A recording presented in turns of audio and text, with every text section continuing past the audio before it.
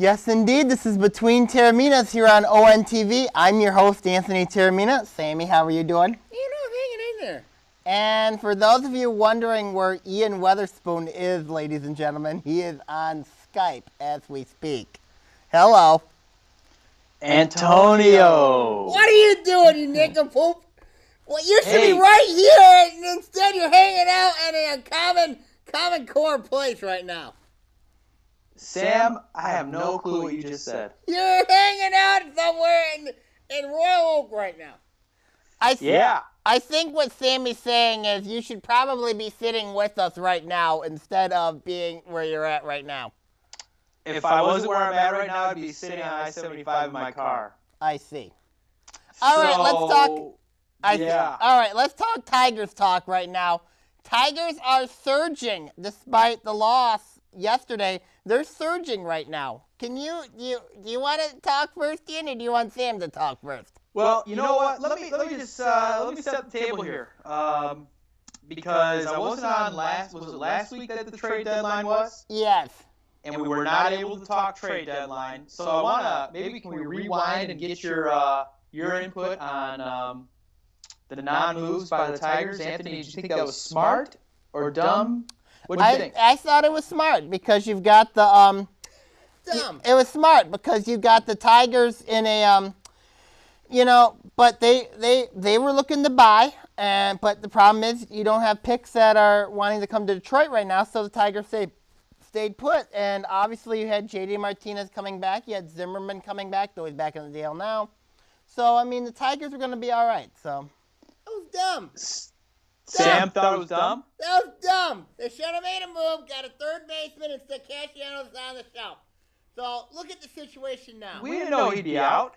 Yeah, now he's out now. And you know why he's out? It's because the Tigers have no true option at third base now. They should have got a third baseman. Maybe your boy, Steroid Man, could have helped. I don't think so. I think they're going to be just fine. You know, JD came back at the right time, huh? So the Tigers are winning. So Ian, what do you think about this surge for the Tigers? They're now only 2 games back of Cleveland. What's your take about that? You know, I'm going to tell you what. I obviously love it. I think Cleveland came down to earth, and the Tigers got hot right at the right time.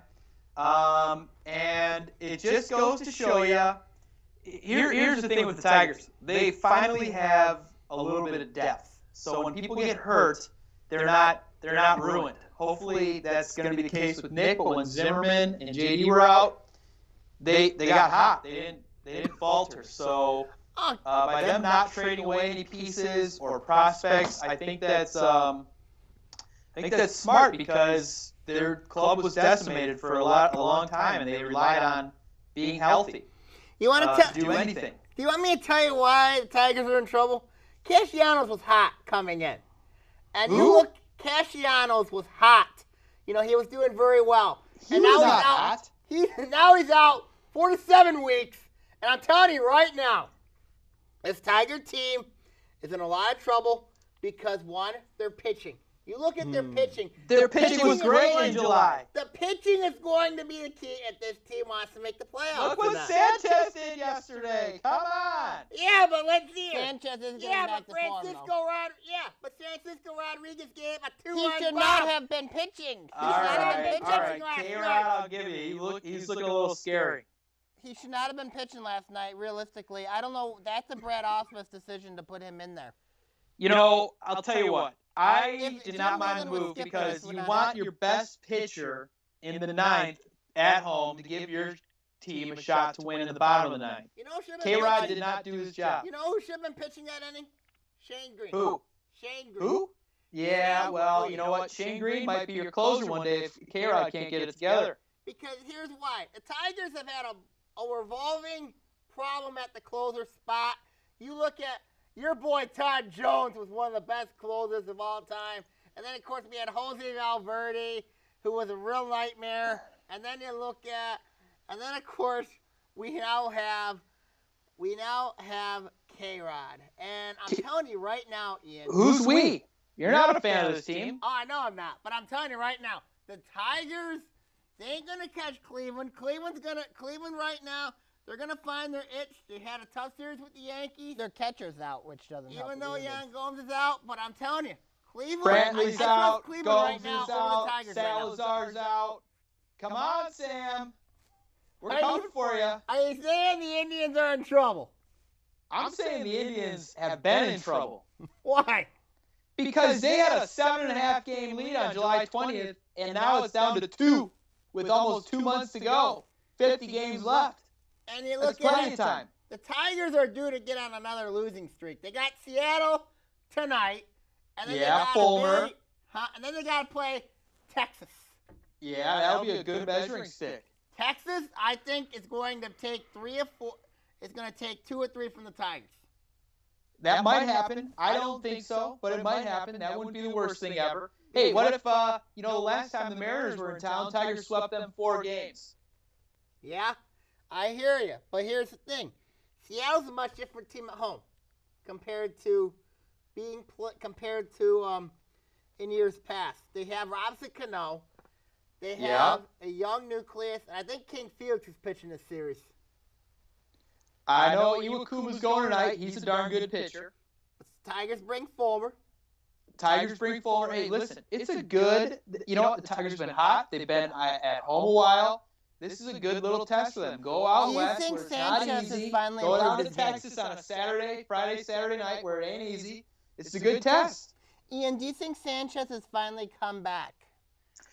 You know what? I like about Sanchez right now is... Because you were saying that you should get rid of him. Well, at first. The problem with Sanchez was his breaking balls, his breaking pitches were not breaking. So he was throwing it mid-80s down the middle. Now he's got movement on his pitches again. He's locating his fastball that's getting up to 93, which is okay. That's serviceable. So listen, if he's got to be a number 3, that's all he's got to do.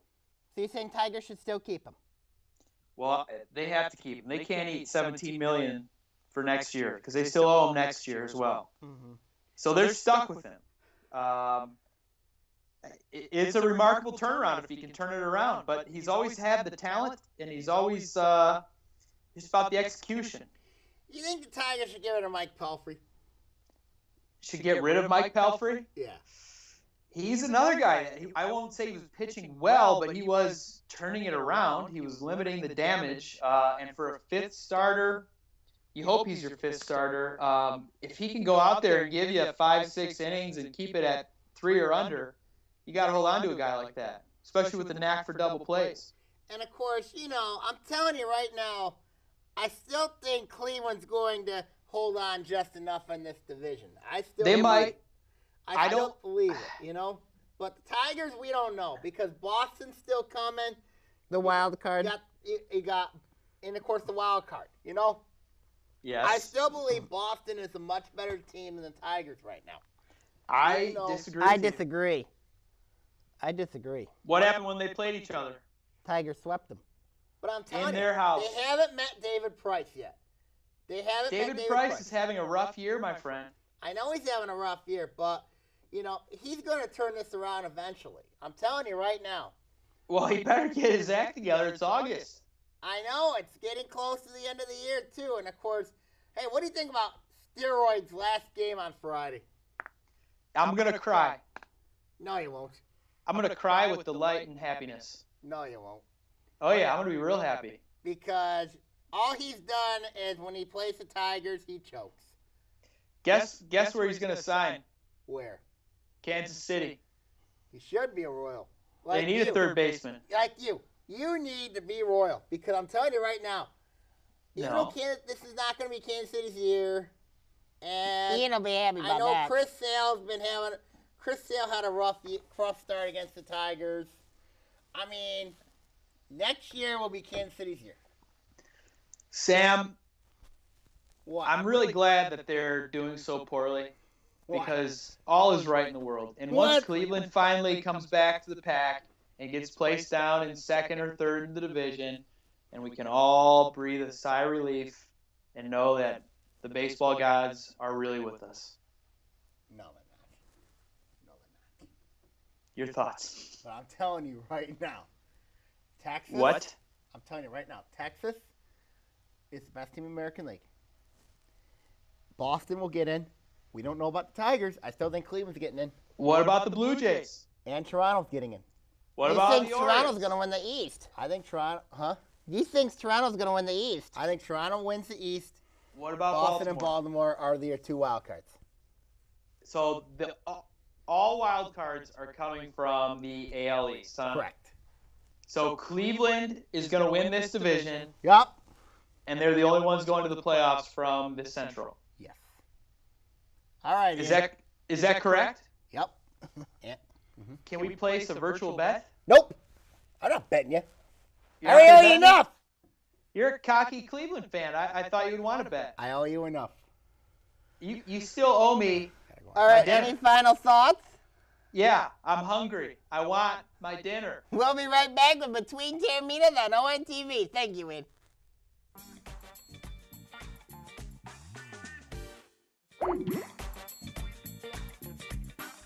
When I'm in Lake Orion and I want to catch up on sports, I watch Between Taorminas.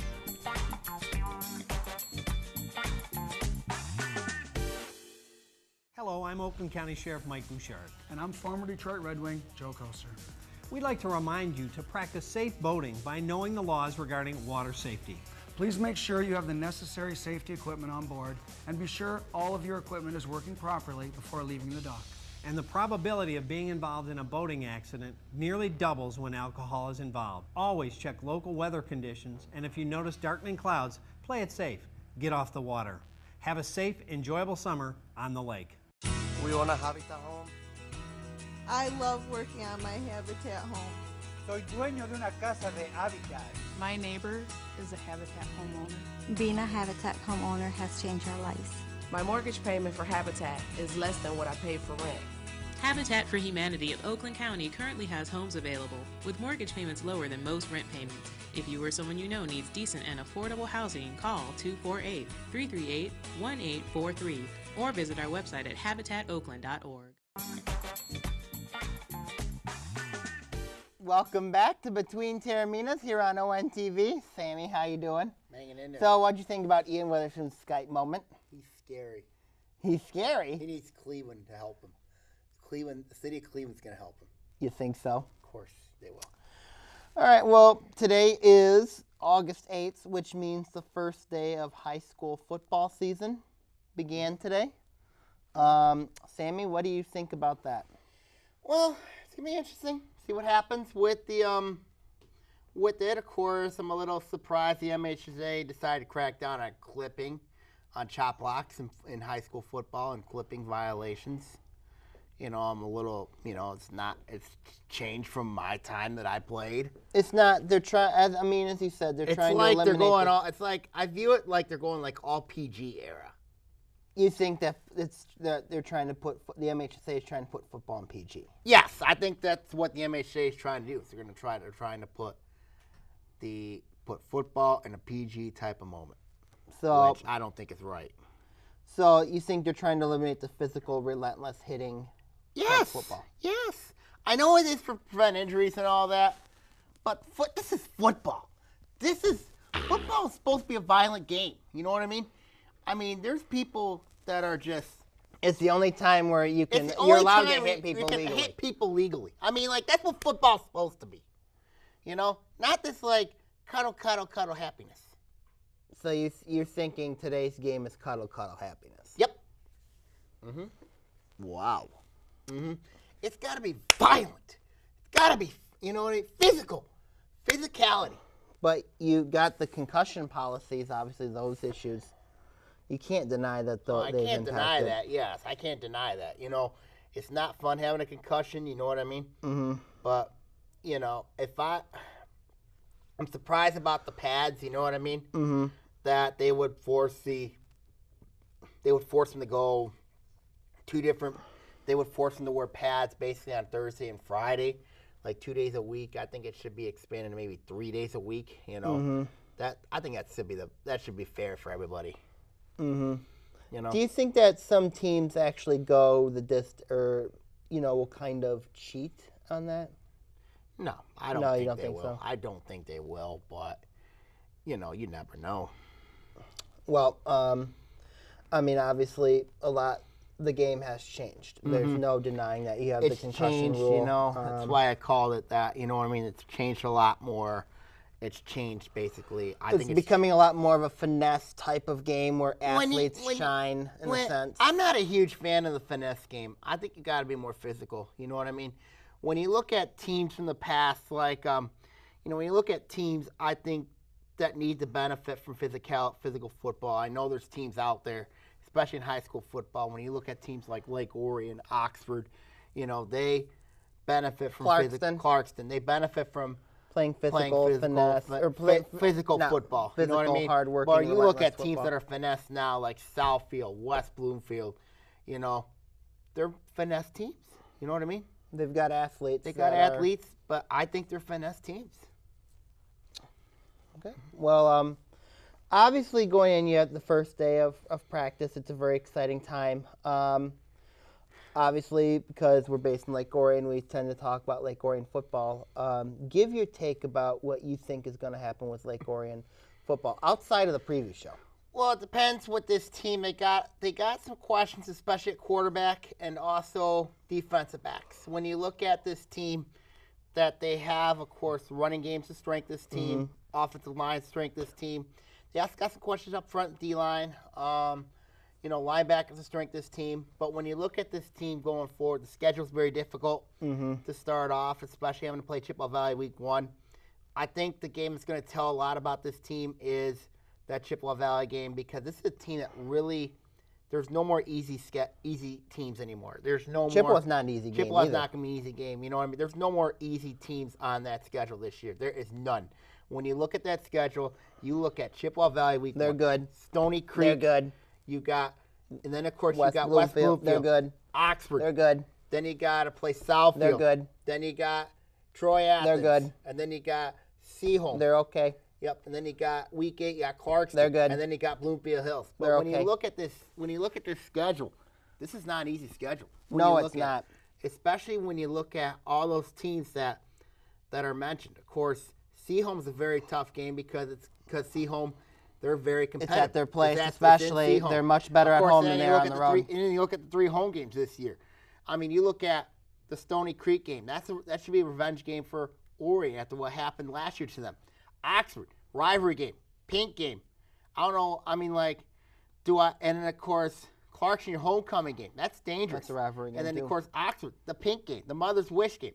That's dangerous, too, because last year, if you didn't forget, Orion lost to Stony Creek last year. Yeah. I think that game got more hype than the game itself, and that's what happened. The event itself. Well, and that's, and well, I know your stance on it, and I mean, we're not going to go into further detail on it, but I mean, the question will be is, can you get a balance of I mean, I think because the opponent is Oxford and it's a rivalry game, I think that will get a little more emphasis. Not saying that Mother's Wish is bad, because it's not. But, I mean, it just, you had that wondering, that mindset potentially of, but you have to give credit to Stony Creek last year. They outworked Lake Orion, and they deserved to win that game. Right. So it wasn't like, you can't blame it on Mother's Wish you can't blame that loss on Mother's Wish. It's just Stony Creek outworked Lake Orion and was the better team that game. And so going into it. We got to go to commercial. We'll talk more about it. All right. When we come back, we're going to talk about more high school sports here on Between Taorminas on ONTV.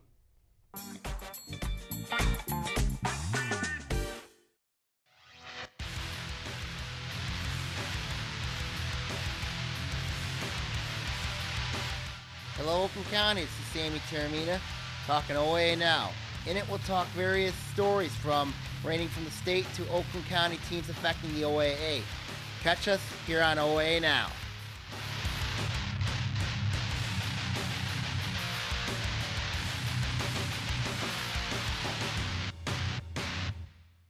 Hello, Lake Orion. It's Anthony Taormina, co-host of Between Taorminas. I want to let you know of a new show called History Now. In it, we're going to talk about global, national, and political events that occur in our lifetime. We're going to also have guests and also have co-hosts as well, and also plenty of surprises. Catch us on History Now here on ONTV.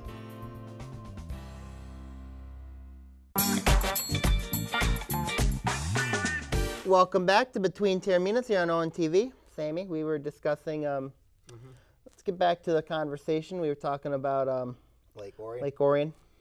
When you look at this team, they've got no more excuses now. Right. Because you're 8-10 the last 2 years. Yes. That ain't going to get it done. When you had 2 4-5 seasons, that ain't going to get it done. I think the players recognize that. And they recognize that.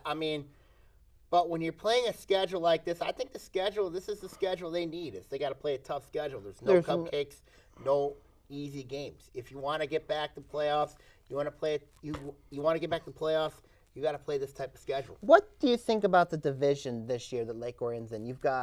They're in the red with Clarkston, Southfield, West Bloomfield, Troy Athens, Oxford, and Stony Creek. All those teams more than capable. You've got 7 quality teams that could easily make the playoffs. All 7 of them can make the playoffs, yes. Of course, you got some quality coaches in there, too. You got Bob Lancey, new coach at Stony Creek. Familiar coach, too, because he coached at Ike. Right. Of course, he's went to state finals. You look at a guy like Bud Riley. He coached at Oxford. He's won a state championship. Yep. Kurt Richardson at Clarkson. He's won 2 state championships. And then you look at Chris Bell at Lake Orion. He won a state championship. And then, of course, you got Tim Conley. Hungry, been a state semifinalist at Southfield. And then you got Ronald Bellamy, legendary player at Michigan. Josh Hepner too. Josh Hepner at Troy Athens. He's been a winner over at him in the past. So this is a very tough division when you look at the situation, how that's developed into its it's gonna be very tough when you look at it from that division. Do you think there's gonna be some changes made with how competitive the red is gonna be this season for next year? I think there will be. I've been wanting to push. I think the blue is almost criminally done. I think the blue. When you look at the blue, there's some teams I really like. I like Pontiac a lot. They got a new coach in there, John Thompson. I like Avondale. Hazel Park's been a on and off team, but a team I really like, besides Berkeley being my favorite, I really like Royal Oak because Ray McMahon's done a really nice job of that team. He's improved that team. I just think that Rochester's got a freshman or sophomore junior core. Yes, they have a sophomore junior core. They're young. I think they're a year away, from being really good. But I don't think I think they might need one more tough year to basically get themselves ready for next season. So, but then one league we haven't talked about is the white. We've mentioned it's Oak Park, Harrison, Adams, and then Groves. So it's and then I'm not discounting Seaholm, North Farmington, or Farmington, but it's clearly Oak Park, Harrison, then probably Adams, and then Groves. Groves has got a vicious schedule. They do. Because you look at... They got West Bloomfield, they got Southfield, they got... And they're going to be a good team, too. Yeah. I mentioned this with Groves on the podcast. I said that this is a team that's going to be a very good team. If they were in the blue, I think they win the division. They go undefeated. They might go undefeated. But now they're in the white, and that's the top division. When you look at teams like Oak Park, Farmington Hills Harrison, Rochester Adams. And then, of course, you have your arch rival Seaholm in that division, too. Yep. You look at... Then they're in a non-conference. Right. You've got West Bloomfield, you've got Southfield, and then you've got Saline. Right. And then your non-conference is brutal because that's not going to be an easy... I think I could see Groves winning 3 games in that league because I really think that the Falcons, they're going to have a very tough time. Does Adams return to the playoffs? I think Adams has a great shot of returning because they got Kyle Wood, their quarterback. Right. He's got playoff experience. But the question is, Adams has got to stop the entitlement thing. It's very similar to the process of Orion. In a sense, In a sense. But I just think that they have to stop that entitlement issue. And I think Adams will. I could see Adams getting in the playoffs this year. But they're not conference. I like their non-conference a little. They got the 2 Rochesters. They got the 2 Rochesters. But then they got Clarkston at week 9. Yeah, so I think right now when you look at it from Adams' perspective, this could be a playoff team in Adams. You know what I mean? It wouldn't surprise me this year if both Adams and Orion make the playoffs this year. That'd be wonderful. It wouldn't surprise me if 5 teams, even though we've said 7 of them in the red, it wouldn't surprise me if 5 teams. I think 5 teams get in the playoffs in the red. I think it's, you've got, that's just so brutal, so competitive, so, but that's what I'm saying. I'm just wondering if with it being so competitive this year, will they change the leagues for next year? I think they will because, you got a lot of good teams. There's a lot of parity in this league. I really think there's not a lot. There's a lot of calls for regional. I don't think there's a lot this year, right. but I think I know there's been a lot of calls for regional. I think that it's time for the league to look at that process. Of course, I do too. You know, because you regional look at the blue division this year. You have 3 schools that have high enrollments. They're in the blue division, and then now you look at the white division. I think it's really close to regional, with the exception of Rochester, Adams and Southfield. And Southfield. I think you switch Adams and Southfield, and I think you got yourself a pretty doggone good division. You know, two divisions, very good divisions. But I could see Southfield complaining because of the enrollment. But when you look at the situation here, I like the fact that I think Adams should be in the red and Southfield should be in the white, because your rivals are basically in the white division. Right, the natural rivalry argument. Right. I mean, because I've said the rivals, that your natural rivals create the most revenue. Mm-hmm. And it does. And, and it's an economic standpoint. I mean, that's what you get when you look at the games too. When you look at the divisions, I think that you got to look at it from an economic standpoint, and you got to look at it from a competitive standpoint. Of course, I think right now your rivals, it has to be based on rivalry format, and I think rivals in your division have to be very important and very significant. Southfield doesn't really have a true rival in the division. They don't have a true rival in the division. No, probably their best rival is West Bloomfield. Yeah, I mean, that's their closest game, realistically, because, I mean, you got Southfield having to play Lake Orion. It's odd that Southfield has to go north and play their games, whereas Adams has to go south. Lake Orion Clarkson having to go down to Southfield, but Southfield has to go up to Oxford. Right, that's not right for Lake Orion and Clarkson having to go down to Southfield, play a 5:30 game. That's not right. You know what I mean? I mean, I don't care if it is involving with the games. I don't care if it's the enrollment, because every team. I can understand Oak Park playing their games at 6 o'clock, but Southfield playing their games at 4:30, 5:30. No, that is not. That is I'm sorry, but that's just a bad excuse. You know, my final thoughts on this here, of course, when you look at the season, it should be interesting. Other sports to mention, of course, how's the Olympics going? U.S. has got the most medals so far. Russia. They lost to Canada. In the volleyball. Yeah, men's volleyball. Men's volleyball in 3. That was shocking. Men's basketball beat China. They're gonna win that easily. Women's basketball put up 121 on Senegal. Poor Senegal. I wouldn't say poor Senegal. I would say it's very, very exciting for our country. What? It's very, very exciting. Michael Phelps in the 4x1 swim team got gold. I'm shocked about the women's soccer team knocking off France. I'm not. We have the best team in the world. But Germany could be a serious threat. In women's soccer? Yes. I think the U.S. and Germany, it's going to be a very competitive game. It's going to be a heck of a game between U.S. and Germany. So, I mean, very exciting times in the Olympics. I can't wait for the shot put competition. Oh, I'm excited for that. Yeah. I think it's on Friday the 12th, and one is I think it's August the 8th, and August the 12th, and August, I think, the 19th. So I love the shot put competition. That's going to be fun. Oh, yeah.